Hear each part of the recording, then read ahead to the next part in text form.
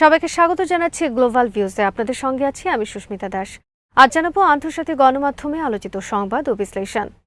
মার্কিন president Donald ট্রাম্পের বাগাড়ম্বর থেমে নেই। তিনি বলেছেন, আগামী বুধবারের মধ্যে আলোচনার মাধ্যমে কোনো সমঝোতায় পৌঁছানো সম্ভব না হলে তিনি ইরানের সঙ্গে চলমান সাময়িক যুদ্ধবিরতির মেয়াদ আর নাও বাড়াতে পারেন। ট্রাম্পের এই বাগাড়ম্বরকে তোয়াক্কা করছে না ইরান। নিজের দেওয়া 10 দফায় অটল রয়েছেন তারা। ইরানি কর্মকর্তারা বলেছেন, পরমাণু কর্মসূচি চলবে। ট্রাম্প বাড়াবাড়ি করলে হরমুজ প্রণালী আবার বন্ধ করে দেওয়া হবে। শুক্রবার এয়ারফোর্স ওয়ানে সাংবাদিকদের সঙ্গে আলাপকালে যুদ্ধবিরতি নিয়ে এক প্রশ্নের জবাবে ট্রাম্প বলেন, হয়তো আমি এর মেয়াদ বাড়াবো না। আলোচনা ব্যর্থ হলে যুক্তরাষ্ট্রের পরবর্তী পদক্ষেপ কী হবে সে প্রসঙ্গে তিনি বলেন, আমাদের নৌ অবরোধ তো রয়েছেই, আর দুর্ভাগ্যবশত আমাদের আবারও বোমা হামলা শুরু করতে হবে। ট্রাম্পের এই মন্তব্যের সূত্র ধরে ইরানের পররাষ্ট্র মন্ত্রণালয়ের মুখপাত্র ইসমাইল বাকাই বলেছেন, আমাদের সমৃদ্ধ ইউরেনিয়ামের মজুদ আমাদের কাছেই আছে, থাকবে। অন্য কোনো দেশে স্থানান্তর করা হবে না। এর মাধ্যমে তিনি ডোনাল্ড ট্রাম্পের করা সেই দাবি সরাসরি প্রত্যাখ্যান করলেন, যেখানে ট্রাম্প বলেছেন ইরান পরমাণু জ্বালানি হস্তান্তর করতে রাজি হয়েছে। এই কথার লড়াইয়ের মধ্যে যুক্তরাষ্ট্র ও ইরানের মধ্যে নতুন দফার আলোচনা আগামী সোমবার পাকিস্তানের ইসলামাবাদে অনুষ্ঠিত হতে পারে। আলোচনার সঙ্গে সংশ্লিষ্ট এমন ইরানি সরকারি কর্মকর্তারা জানান, আলোচনার জন্য দুই দেশের প্রতিনিধিদের রোববারই ইসলামাবাদে পৌঁছানোর কথা রয়েছে। এর আগে ইসলামাবাদে অনুষ্ঠিত দুই দেশের মধ্যকার আলোচনা কোনো চুক্তি ছাড়াই শেষ হয়। হরমুজ প্রণালী এবং এই কৌশলগত জলপথ দিয়ে যাতায়াতের নিয়মাবলী নিয়ে মার্কিন প্রেসিডেন্ট ডোনাল্ড ট্রাম্পের করা একের পর এক দাবিকে মিথ্যা আখ্যা দিয়ে এসব দাবি কঠোরভাবে প্রত্যাখ্যান করেছেন ইরানি পার্লামেন্টের স্পিকার মোহাম্মদ বাকের কালিবফ। শুক্রবার এক্সে এক পোস্টে কালিবফ লিখেন, মার্কিন প্রেসিডেন্ট 1 ঘণ্টার ব্যবধানে 7টি দাবি করেছেন, যার প্রতিটি মিথ্যা।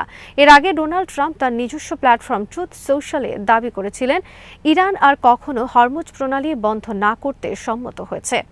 তিনি আরও উল্লেখ করেন, ইরানের সঙ্গে লেনদেন শতভাগ সম্পন্ন না হওয়া পর্যন্ত মার্কিন নৌ অবরোধ বহাল থাকবে এবং যুদ্ধবিরতি আলোচনা খুব দ্রুত শেষ হওয়া উচিত।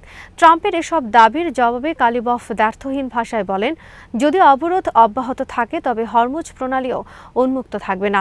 এই প্রণালী দিয়ে চলাচল হবে ইরানের নির্ধারিত রুট এবং অনুমোদনের ভিত্তিতে। তিনি হুঁশিয়ারি দিয়ে বলেন, প্রণালী খোলা থাকবে নাকি বন্ধ থাকবে এবং এর নিয়মাবলী কী হবে তা রণক্ষেত্রে নির্ধারিত হবে, সামাজিক যোগাযোগ মাধ্যমে নয়। যুক্তরাষ্ট্র এবং ইসরায়েলি বাহিনীর উস্কানিমূলক আগ্রাসনের প্রেক্ষাপটে ইরান শত্রুভাবাপন্ন দেশ ও তাদের মিত্রদের জন্য হরমুজ প্রণালী বন্ধ করে দেয়।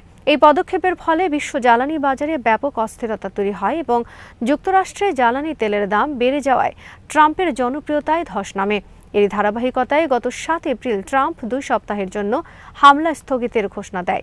এই ঘোষণার আগে মধ্যপ্রাচ্য জুড়ে সংবেদনশীল মার্কিন ও ইসরায়েলি লক্ষ্যবস্তুগুলোতে ইরান অন্তত 99 বার সফল ও চূড়ান্ত প্রতিশোধমূলক হামলা চালায়। কালিবফ উল্লেখ করেন, যুদ্ধের সময় মিথ্যাচার করে যেমন ওয়াশিংটন সুবিধা করতে পারেনি, আলোচনার টেবিলেও এই অপকৌশল কোনো কাজে আসবে না। তিনি ইরানি জনগণকে মিডিয়া যুদ্ধ ও জনমত গঠনের অপচেষ্টায় বিভ্রান্ত না হওয়ার আহ্বান জানান এবং সঠিক তথ্যের জন্য পররাষ্ট্র মন্ত্রণালয়ের বক্তব্যের দিকে নজর দিতে বলেন।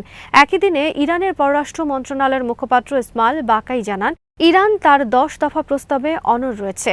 এই প্রস্তাবের মূল শর্তগুলোর মধ্যে রয়েছে ইরানের বিরুদ্ধে সব ধরনের আগ্রাসনের চূড়ান্ত অবসান, ইরানের ওপর আরোপিত নিষেধাজ্ঞা প্রত্যাহার এবং যুদ্ধের ক্ষয়ক্ষতি বাবদ ক্ষতিপূরণ প্রদান। বাকাই স্পষ্ট করে দেন, এই দাবিগুলো অবিভাজ্য এবং এগুলো পূরণ না হওয়া পর্যন্ত কোনো স্থায়ী সমাধানে পৌঁছানো সম্ভব নয়। হরমুজ প্রণালীতে নতুন শৃঙ্খলা কার্যকর করার ঘোষণা দিয়েছে ইসলামী বিপ্লবী গার্ড বাহিনী বা আইআরজিসির নৌবাহিনী।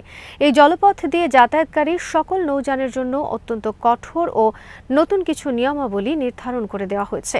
শুক্রবার প্রকাশিত এক বিবৃতিতে আইআরজিসির নৌবাহিনী প্রধান জানান, এখন থেকে সব বাণিজ্যিক জাহাজকে শুধুমাত্র ইরানের নির্ধারিত রুট ব্যবহার করে চলাচল করতে হবে।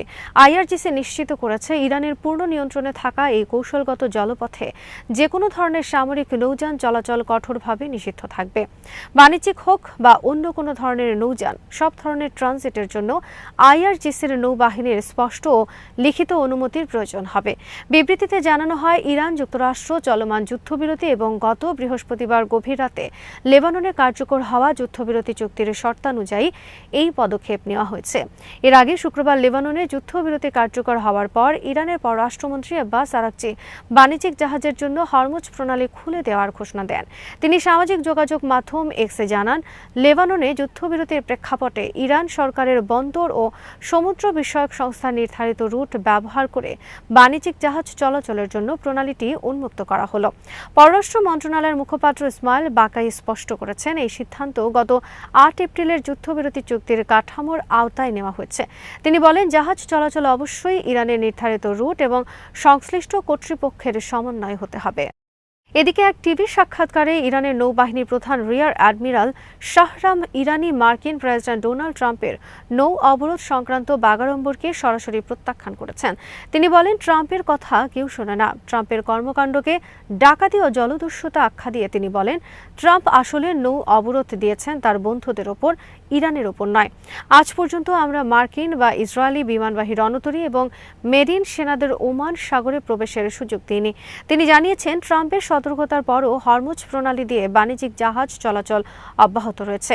অ্যাডমিরাল ইরানি উল্লেখ করেন, আন্তর্জাতিক সামুদ্রিক রীতিনীতি এবং নিয়মাবলী মেনে চলা জাহাজগুলো প্রতিদিন এই প্রণালী দিয়ে যাতায়াত করছে।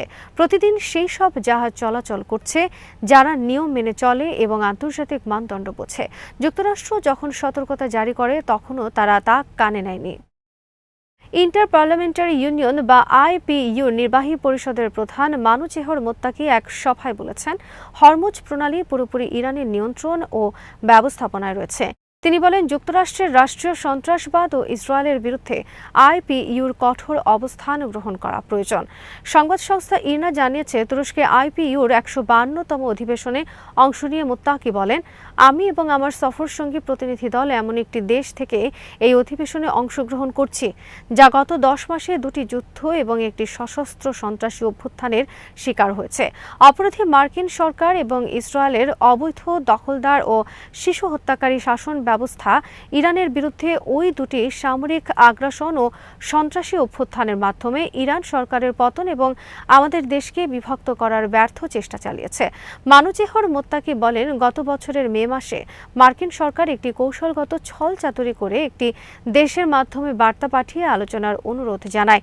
ওমানের মধ্যস্থতায় ৫ দফা আলোচনা অনুষ্ঠিত হয়, কিন্তু পরবর্তী দফার আগেই ইসরায়েল যুক্তরাষ্ট্রের সঙ্গে সমন্বয় করে গত বছরের জুন মাসে আন্তর্জাতিক পরমাণু শক্তি সংস্থার তত্ত্বাবধানে থাকা ইরানের ৩টি পারমাণবিক স্থাপনা এবং অন্যান্য শহরে বোমা হামলা চালিয়ে তাদের প্রথম যুদ্ধ শুরু করেন।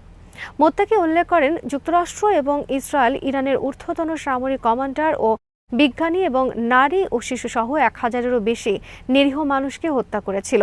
তিনি যোগ করেন, তখন এই অঞ্চলে অবস্থিত মার্কিন ঘাঁটিগুলোর একটি এবং তেল আবিব, হাইফা ও সমগ্র ইসরায়েলের সামরিক ঘাঁটিগুলোতে ইরানের পাল্টা হামলা তারা ১২ দিনের বেশি সহ্য করতে পারেনি এবং এ কারণে তারা যুদ্ধবিরতির জন্য অনুরোধ জানিয়েছিল।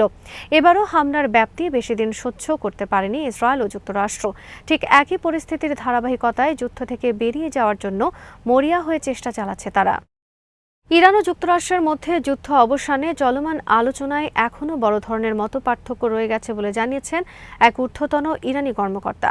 শুক্রবার রয়টার্সকে দেওয়া এক সাক্ষাৎকারে তিনি জানান, হরমুজ প্রণালী উন্মুক্ত রাখার বিষয়টি যুক্তরাষ্ট্রের যুদ্ধবিরতি মেনে চলার ওপর নির্ভর করছে। নাম প্রকাশ না করার শর্তে ওই কর্মকর্তা বলেন, পারমাণবিক ইস্যুগুলোর খুঁটিনাটি নিয়ে এখনও কোনো সমঝোতা হয়নি। অবশিষ্ট ব্যবধান ঘুচিয়ে আনতে আরও নিবিড় ও গুরুত্ব সহকারে আলোচনার প্রয়োজন রয়েছে বলে তিনি জোর দেন। ইরানি কর্মকর্তার মতে, মধ্যস্থতাকারী দেশ পাকিস্তানের প্রচেষ্টায় আগামী কয়েক দিনের মধ্যে একটি প্রাথমিক চুক্তিতে পৌঁছানোর আশা করছে তেহরান। তিনি আরও জানান, ইরানের ওপর থেকে নিষেধাজ্ঞা প্রত্যাহার এবং যুদ্ধের ক্ষতিপূরণ নিশ্চিত করার বিষয়ে আলোচনার জন্য বর্তমান যুদ্ধবিরতির মেয়াদ বাড়ানো হতে পারে। বিনিময়ে ইরান তার পারমাণবিক কর্মসূচি যে শান্তিপূর্ণ সে বিষয়ে আন্তর্জাতিক সম্প্রদায়কে নিশ্চয়তা প্রদান করবে। চলমান আলোচনা নিয়ে এর বাইরে অন্য যে কোনো বক্তব্যকে বাস্তবতার বিকৃতি হিসেবে অভিহিত করেন তিনি। এদিকে তুরস্কের আন্তালিয়া ডিপ্লোমেসি ফোরামে অংশ নিয়ে পাকিস্তানের পররাষ্ট্রমন্ত্রী ইসহাক দার জানিয়েছেন, ইরান ও যুক্তরাষ্ট্রের মধ্যে একটি চুক্তির প্রায় ৮০% কাজ সম্পন্ন হয়েছে। তিনি বলেন, পাকিস্তান শান্তি প্রতিষ্ঠায় কোনো ত্রুটি রাখবে না। আমরা শুধু যুদ্ধবিরতির মেয়াদ বাড়ানো নয়, বরং যুদ্ধের স্থায়ী অবসান দেখতে চাই। পাকিস্তানের সেনাপ্রধান আসিম মুনিরের নেতৃত্বে একটি প্রতিনিধি দল তেহরানে ৩ দিনের সফর করেছেন। তারা যুক্তরাষ্ট্রের সঙ্গে সম্ভাব্য চুক্তিকে এগিয়ে নিতে সিনিয়র ইরানি কর্মকর্তাদের সঙ্গে ধারাবাহিক বৈঠক করেছেন। অন্যদিকে প্রধানমন্ত্রী শাহবাজ শরীফ সৌদি আরব ও কাতার সফর শেষে আন্তালিয়া ফোরামে গেছেন। এসব দেশের শীর্ষ নেতৃত্বের সঙ্গে তিনি পাকিস্তানি মধ্যস্থতায় চলমান এই শান্তি আলোচনা নিয়ে বিস্তারিত আলাপ করেছেন বলে জানা গেছে। আজ এখানেই শেষ করছি। সবাই ভালো থাকুন, সুস্থ থাকুন আর দেখতে থাকুন বিডি ভিউজ। চ্যানেলটি ভালো লাগলে সাবস্ক্রাইব করুন, সংযুক্ত থাকুন আমাদের ফেসবুক পেজে।